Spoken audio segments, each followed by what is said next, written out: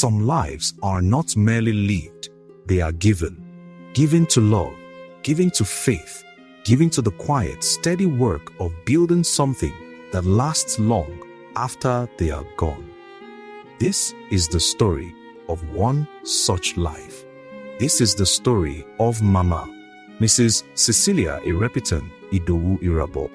On the 26th of November 1932, in the town of Ikorodu, Lagos State, a daughter was born to Mr. and Mrs. Iyoha of Esan Southeast, Edo State. They named her Cecilia Irabor.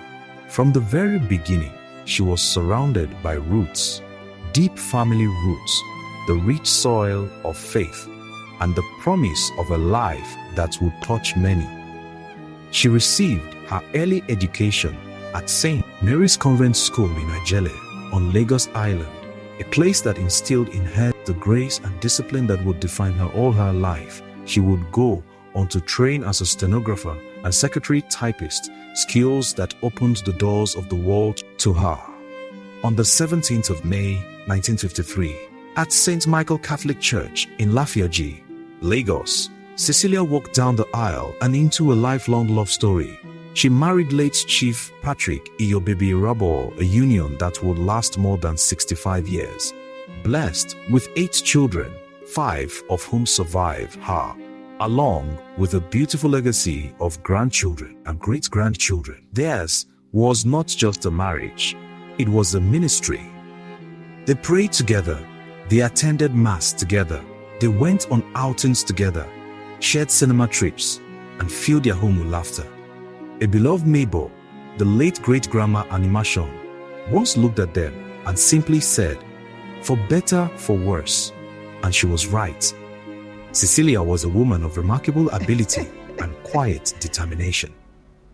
She served with the Federal Ministry of Establishment, the Cabinet Office, the General Post Office in Marina, and the Ministry of Foreign Affairs, building a reputation wherever she went for her kindness, diligence, and willingness to lend a helping hand. After 18 years in public service, she made a deliberate choice, a choice that spoke to the woman she was. She retired voluntarily to turn her full attention to what mattered most, her growing family. But Cecilia was never a woman to stand still for long. She founded Cecisa and Sons, a thriving enterprise in general merchandise, the supply of goods and services, and eventually haulage. She was a major supplier to iconic institutions like Leventis and Kingsway stores in Marina, Lagos. During Festa 77, she expanded further still, establishing a haulage office at Western House on Broad Street, a woman ahead of her time, commanding boardrooms and supply chains with grace and authority. Through hard work, discipline, and sheer determination, she excelled greatly. To her children, she was simply Mama. To her great-grandchildren, Gigi Ma. And to all who knew her, she was a constant, loving, caring, disciplined, and elegant. Her home was never just a house.